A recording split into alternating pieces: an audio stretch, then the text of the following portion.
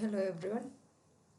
Basic numerical methodsലെ important questions ആണ് ഇന്നത്തെ വീഡിയോയിൽ ഡിസ്കസ് ചെയ്യുന്നത്. സോ നമുക്കറിയാം 5 മൊഡ്യൂളാണ് ഉണ്ടായിരിക്കുക. കഴിഞ്ഞ കുറച്ച് വർഷങ്ങളിലെ ക്വസ്റ്റ്യൻ പേപ്പർ നമ്മൾ എടുത്തു നോക്കുകയാണെങ്കിൽ ഏറ്റവും കൂടുതലായിട്ട് റിപ്പീറ്റ് ചെയ്തിട്ട് അല്ലെങ്കിൽ ഏറ്റവും കൂടുതലായിട്ട് ചാൻസ് നിങ്ങൾക്ക് കോൺസെൻട്രേറ്റ് ചെയ്യുന്നത് ഇവിടെ ലാസ്റ്റ് ചാപ്റ്റർ ഒരു ഏറ്റവും കൂടുതൽ ക്വസ്റ്റ്യൻസ് വന്നിട്ടുള്ളതാണ്. നമുക്ക് ഉള്ള ഈ ഒരു ചാപ്റ്റേഴ്സിൻ്റെ ഒരു പാറ്റേണിൽ ഏറ്റവും ഈസിയസ്റ്റ് ആയിട്ട് അതുപോലെ പഠിച്ചാൽ പെട്ടെന്ന് നമുക്ക് അവിടെ തന്നെ ഉറച്ചു നിൽക്കുന്ന ഒരു ടോപ്പിക്കാണ് ഡിസ്ക്രിപ്റ്റീവ് സ്റ്റാറ്റിസ്റ്റിക്സ് എന്ന് പറയുന്നത്. അപ്പോൾ അതിൽ നിന്ന് ഒത്തിരി ക്വസ്റ്റ്യൻസ് ചോദിച്ചിട്ടുണ്ട്. സോ നമുക്ക് അത് വെച്ചിട്ട് തുടങ്ങാം കേട്ടോ ഇന്നത്തെ വീഡിയോ. കാരണം ഈ ഒരു പോർഷൻ നന്നായിട്ട് പഠിച്ചെന്ന് ഉറപ്പുവരുത്തുക. എസ് എ ചോദിക്കുന്നുണ്ട്, അതേപോലെ തന്നെ പ്രോബ്ലംസ് 2 മാർക്സും ചോദിക്കുന്നുണ്ട്, 5 മാർക്സും ചോദിക്കുന്നുണ്ട്. സോ ഈ ഒരു ചാപ്റ്റർ നന്നായിട്ട് പഠിച്ചു പോവുക. പാസ് മാർക്ക് ഈ ഒരു പോർഷനിൽ നിന്ന് തന്നെ നമുക്ക് എന്ത് ചെയ്യാൻ പറ്റും, ഏൺ ചെയ്യാൻ പറ്റും എന്നുള്ളതാണ്. അപ്പോൾ ഇതിൽ പഠിക്കേണ്ട കാര്യങ്ങൾ മീന്, മീഡിയൻ, മോഡ്, ജോമെട്രിക് മീന്, ഹാർമോണിക് മീന്, ഇതൊക്കെ എന്താണെന്ന് പഠിച്ചു വയ്ക്കുക 2 മാർക്സിന്. കൂടാതെ range, quartile deviation, inter quartile deviation, mean deviation and standard deviation 2 മാർക്സിന് പഠിച്ചു വയ്ക്കുക.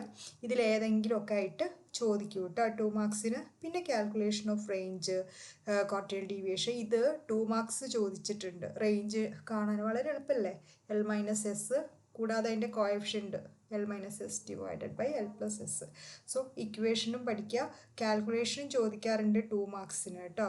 ഇതിൽ സ്റ്റാൻഡേർഡ് ഡീവിയേഷനാണ് ഏറ്റവും കൂടുതൽ എസ് എ നമ്മൾ പ്രതീക്ഷിക്കുന്ന ഈ ഒരു ചാപ്റ്ററിൽ നിന്ന്. പ്രോബ്ലമായിട്ട് എസ് എ പ്രതീക്ഷിക്കുകയാണെങ്കിൽ സ്റ്റാൻഡേർഡ് ഡീവിയേഷൻ നമുക്കറിയാം. ഇൻഡിവിജ്വൽ ഡിസ്ട്രിബ്യൂഷൻ ഉണ്ട്, ഡിസ്ക്രീറ്റ് ഡിസ്ട്രിബ്യൂഷൻ ഉണ്ട്, അതുപോലെ കണ്ടിന്യൂസ് ഡിസ്ട്രിബ്യൂഷൻ ഉണ്ട്. എല്ലാത്തിലും ഇക്വേഷൻ എന്താണ്, ഡിഫറെൻ്റ് ആണ്.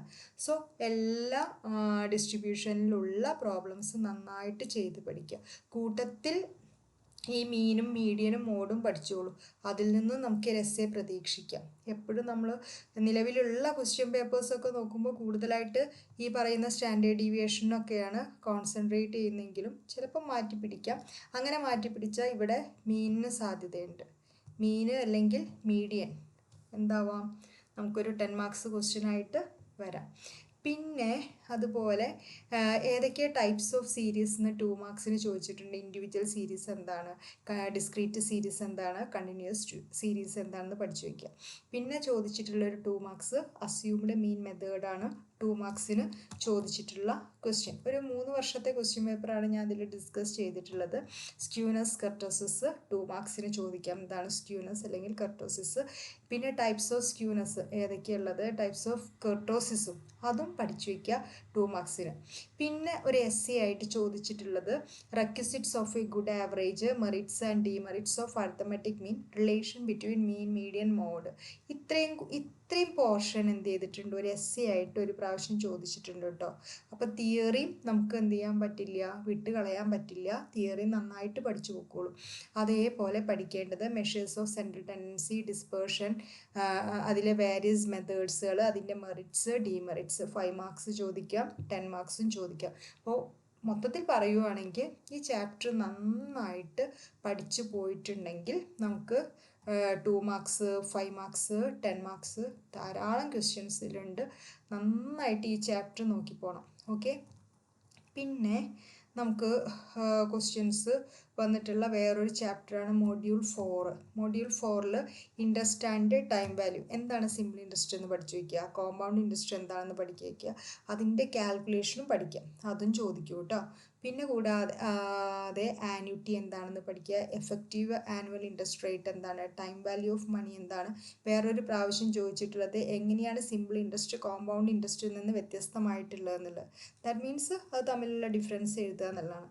പിന്നെ ചോദിച്ചിട്ടുള്ള EMI, ഇക്വേറ്റഡ് മന്ത്ലി ഇൻസ്റ്റാൾമെൻറ്റ്, ഇത് ഷോർട്ടാണ്. ഇത് 5 മാർക്സിനാണ് ചോദിച്ചിട്ടുള്ളത് കേട്ടോ. പിന്നെ ടൈപ്സ് ഓഫ് ഇൻട്രസ്റ്റുകൾ ഏതൊക്കെയാണ്, ഡെഫേർഡ്, പെർപെറ്റ്യൂറ്റി ഉള്ള ടേം 2 മാർക്സിന് ചോദിച്ചിട്ടുണ്ട്. ഇതിൽ കാൽക്കുലേഷൻ ഉണ്ട്, ഇത് എസ് എ ആയിട്ട് വരിക, അത് ഞാൻ എഴുതാൻ വിട്ടിട്ടുണ്ട്. കോമ്പൗണ്ട് ഇൻട്രസ്റ്റോ അല്ലെങ്കിൽ സിമ്പിൾ ഇൻട്രസ്റ്റിലോ കാൽക്കുലേഷൻ ഉണ്ട്, അത് എസ് സി ആയിട്ട് ചോദിക്കുന്നതാണ്. എസ് സിക്ക് എന്തായാലും വരുന്നൊരു പോർഷനാണ്, അത് മറക്കണ്ട. സിമ്പിൾ അല്ലെങ്കിൽ കോമ്പൗണ്ട് ഇൻട്രസ്റ്റിലുള്ള കാൽക്കുലേഷൻസ് അത് നന്നായിട്ട് പഠിച്ചു പോയിക്കോളും. അപ്പോൾ നമുക്ക് 2 എസ്സേ എഴുതേണ്ടി വരും. ആ 2 എസ്സേ നമുക്ക് ഇവിടെ നിന്ന് തന്നെ നമുക്ക് എന്ത് ചെയ്യാൻ പറ്റും, അത് ഉറപ്പിക്കാൻ പറ്റും. ഇത് ഇനി പഠിക്കാൻ ഈ ചാപ്റ്റർ നിങ്ങൾക്ക് ബുദ്ധിമുട്ടാച്ചാൽ പിന്നെ നിങ്ങൾ നോക്കേണ്ടത് നമ്മുടെ മെട്രിക്സിലോട്ടാണ്. അത് എന്തായാലും എന്ത് ചെയ്യും, അതൊന്നൊരു എസ്സേ നിർബന്ധമായിട്ടും ചോദിക്കും. ദെൻ അടുത്തത് നമുക്ക് മൊഡ്യൂൾ 3 സീക്വൻസ്, സീരീസ് ആൻഡ് പ്രോഗ്രഷനാണ്. സ്ഥിരമായിട്ട് ക്വസ്റ്റ്യൻ ചോദിക്കാറുണ്ട്. nth ടേം, മിഡിൽ ടേം ഏതാണ്, അങ്ങനെയുള്ള കുറേ ക്വസ്റ്റ്യൻസ് വരും. ആദ്യം അരിത്തമെറ്റിക് പ്രോഗ്രഷൻ എന്താണ്, ജോമെട്രി പ്രോഗ്രഷൻ എന്താണെന്ന് പഠിച്ചു വയ്ക്കുക. പിന്നെ ഇതിൻ്റെ പ്രോബ്ലംസ് ആണ്, ഇത് ചോദിക്കാറുണ്ട്, സ്ഥിരമായിട്ട് ചോദിക്കുന്നതാണ്. 5 മാർക്സ്. ഇക്വേഷൻസ് പഠിച്ചാൽ മതി കേട്ടോ. ARn-D എന്നൊക്കെ പറഞ്ഞിട്ടുള്ള ഇക്വേഷൻസും അതേപോലെ A+n-1D എന്നൊക്കെ പറഞ്ഞിട്ട് കുറേ ഇക്വേഷൻസ് ഒക്കെ ഉണ്ടല്ലോ, ആ ഇക്വേഷൻസ് പഠിക്കുക. കൂടാതെ അതിൻ്റെ പ്രോബ്ലംസും ചെയ്ത് പഠിക്കുക. എന്തായാലും ചോദിക്കുന്ന പോർഷനാണ്. തിയറി ചോദിക്കാം, പ്രോബ്ലമായിട്ടും ചോദിക്കാം. സോ ഇനി മെട്രിക്സിൽ പോയിട്ട് നോക്കുകയാണെങ്കിൽ ഇവിടുന്ന് എസ്സേയും ചോദിക്കാം കേട്ടോ. ഈ അരിത്തമെറ്റിക് പ്രോഗ്രഷൻ്റെ ഒക്കെ വലിയ ടൈപ്പ് ക്വസ്റ്റ്യൻസ് അല്ലെങ്കിൽ ജോമെട്രിക്കിൻ്റെ വലിയ ടൈപ്പ് ക്വസ്റ്റ്യൻ എടുത്തിട്ട് എസ്സേക്കും ചോദിക്കാം. അത് ഇവിടെയൊക്കെ പഠിച്ചു കഴിഞ്ഞിട്ട് പിന്നെ സമയം ഉണ്ടെങ്കിൽ പിന്നെ അതിൽമേക്കൊക്കെ നോക്കിയാൽ മതി. ആദ്യം ഈ 2 നോക്കുക. പിന്നെ മെട്രിക്സ് ആണ്. മെട്രിക്സിൽ നമുക്ക് എന്തായാലും ഒരു എസ്സേ പ്രതീക്ഷിക്കാം. ഒന്ന് ക്രാമേഴ്സ് റൂളാണ് ചോദിക്കുക, സ്ഥിരമായിട്ട് ചോദിക്കുന്നതാണ്. ക്രാമേഴ്സ് റൂൾ വെച്ചിട്ട് ആ ഇക്വേഷൻ അത് സോൾവ് ചെയ്യാനായിട്ട് ഉണ്ടാവാറുണ്ട്. പിന്നെ മെട്രിക്സ് അങ്ങനെ തന്നെ ചോദിക്കാം. പിന്നെ സിംഗുലർ മെട്രിക്സ്, പല തരത്തിലുള്ള മെട്രിക്സും ഇതൊക്കെ ഉണ്ടല്ലോ, കൺവേർജൻറ്റ് സീരീസ്, അങ്ങനെയുള്ള കാര്യങ്ങൾ, minor element of matrix, short questions ഒക്കെ ചോദിച്ചിട്ടുണ്ട്. ദെൻ അടുത്ത ഫസ്റ്റ് മൊഡ്യൂളിലോട്ട് വരികയാണെങ്കിൽ ന്യൂമറിക്കൽ എക്സ്പ്രഷൻസ് ആൻഡ് ഇക്വേഷൻസ് ആണ്. പ്യുവർ ക്വാഡ്രാറ്റിക് ഇക്വേഷൻ ഷോർട്ട് ചോദിച്ചിട്ടുണ്ട്. സിസ്റ്റം ഓഫ് ലീനിയർ ഇക്വേഷൻ അതും ഷോർട്ടായിട്ട് ചോദിച്ചിട്ടുണ്ട് കേട്ടോ. സിസ്റ്റം ഓഫ് ലീനിയർ ഇക്വേഷൻ എന്താണെന്നുള്ളത്. പിന്നെ ലീനിയർ ഇക്വേഷൻ എന്താണെന്ന് ചോദിക്കാം, നോൺ ലീനിയർ എന്താണെന്ന് ചോദിക്കാം.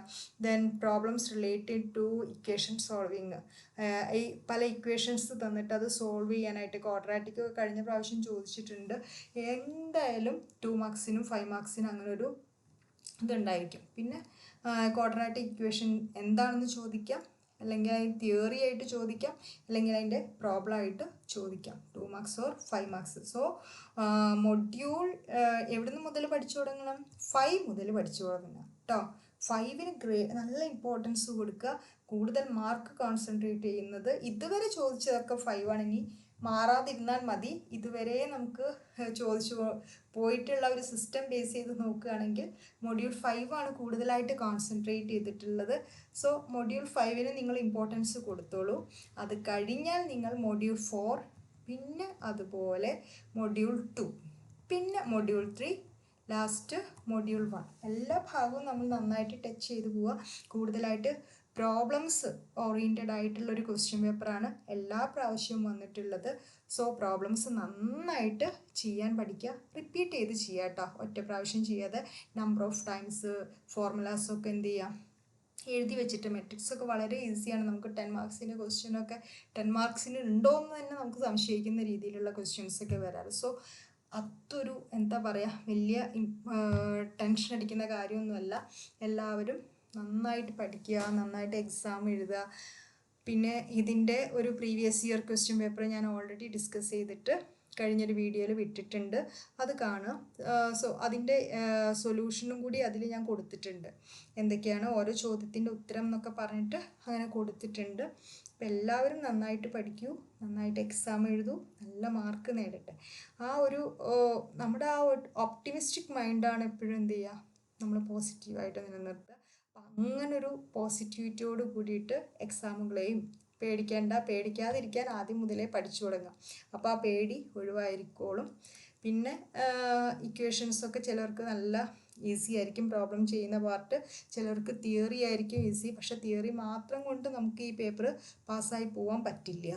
അതുകൊണ്ട് കുറച്ചൊക്കെ കുഞ്ഞു കുഞ്ഞു പ്രോബ്ലംസും ചെയ്ത് എല്ലാവരും പഠിക്കാം. So best of luck. Thank you.